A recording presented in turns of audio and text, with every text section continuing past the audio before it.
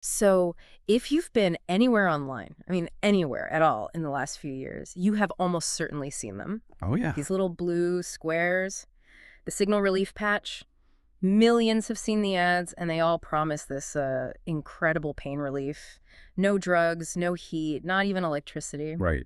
And if you've ever wondered if this seemingly sci-fi patch is for real, well, this deep dive is for you. That's exactly right. Hmm. Our whole mission today is to, cut through all that hype. We're going to look at the actual claims they make.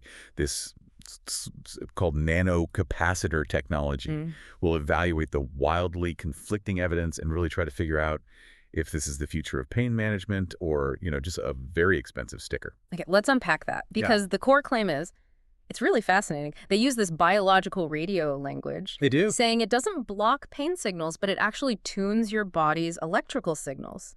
This nanocapacitor technology, I mean, it sounds so futuristic. What is it even supposed to be doing?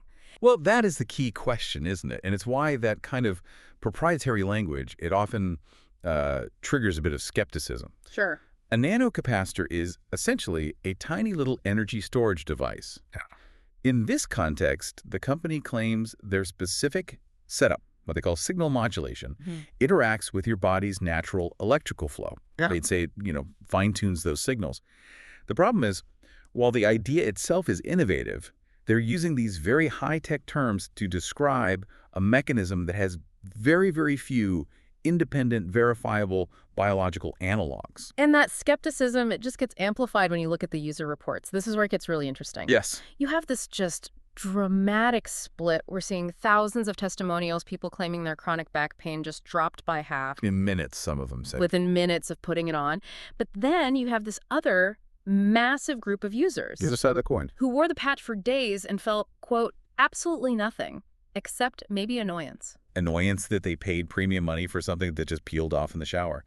That kind of chaos in user response is actually a really strong signal in pain studies. So why the huge disparity? What's going on there?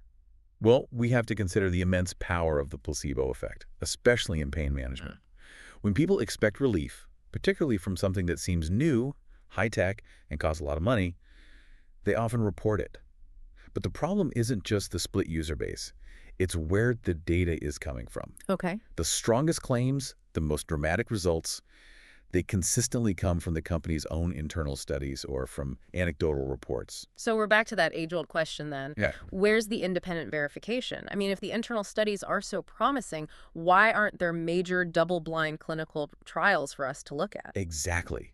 The evidence that would let us call this a genuine medical breakthrough, we're talking large, independent, randomized trials, it's absent. To kind of synthesize the sources on this, the support for their biggest claims is currently, as one put it, thin enough to trip over. Hey, that's a good way to put it. It means we lack the solid methodology needed to separate a real biointeraction from some really effective marketing and, positive expectation. And that lack of hard proof becomes a huge factor when you look at the price tag. You're paying what the sources call premium gadget money for a reusable patch that, for all its high-tech claims, doesn't even plug in or sync to an app. And that's the risk calculation for you, the consumer. You're making a pretty substantial upfront investment based almost purely on anecdotal success stories. So what's the verdict? If we synthesize all the independent verdicts, the conclusion is basically this. The patch is not outright nonsense, but it's definitely not a miracle either. Okay.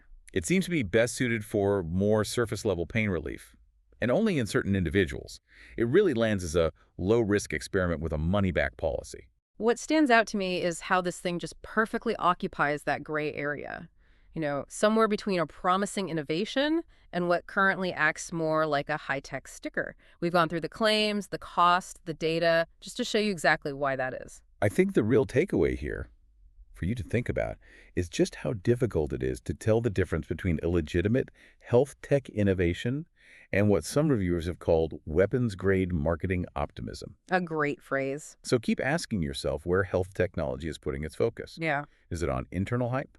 Or is it on independent, verifiable proof?